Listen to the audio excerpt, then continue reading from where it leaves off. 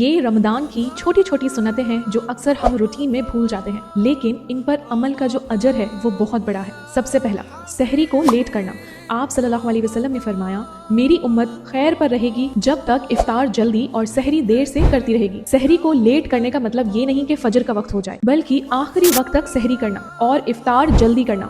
جیسے ہی سورج غروب ہو، بنا وجہ دیر نہ کرنا۔ اب جیسے ہمارے گھر کے پاس 2 سے 3 مسجد ہوتی ہیں، تو ہمیں کسی دور مسجد کی آواز سنائی دے تو بعض لوگ افطار نہیں کرتے، وہ کہتے ہیں میرے گھر کے پاس والی مسجد میں اذان ہوگی تب افطار کریں گے، تو ایسا نہ کریں۔ اگلی سنت، سحری چھوڑنا نہیں ہے۔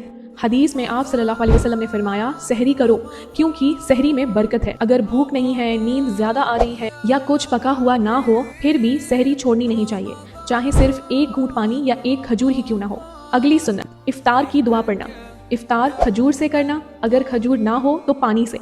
اگلی سنت، روزے کے دوران زبان کی حفاظت کرنا، جھوٹ، غیبت، بحث سے بچنا، ورنہ روزہ صرف بھوک پیاس کا رہ جاتا ہے۔ اگلی سنت، مسواک کا استعمال۔ روزے کی حالت میں بھی مسواک سنت ہے۔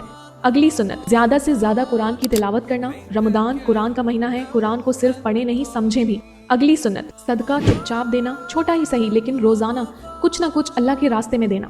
اگلی سنت، تہجد اور دعا پر زور دینا۔ رمضان کی راتوں میں کی گئی دعاؤں کا مقام بہت بلند ہے۔ آخری عشرے میں یعنی 21 سے 30 رمضان میں زیادہ اہتمام کریں۔ آپ صلی اللہ علیہ وسلم آخری 10 دن میں عبادت اور زیادہ بڑھا دیتے تھے۔ یاد رکھیں، اللہ چھوٹا عمل بھی اخلاص کے ساتھ قبول کرتا ہے۔ ان سنتوں کو اپنے دوستوں سے شیئر کریں۔ السلام علیکم ورحمۃ اللہ وبرکاتہ۔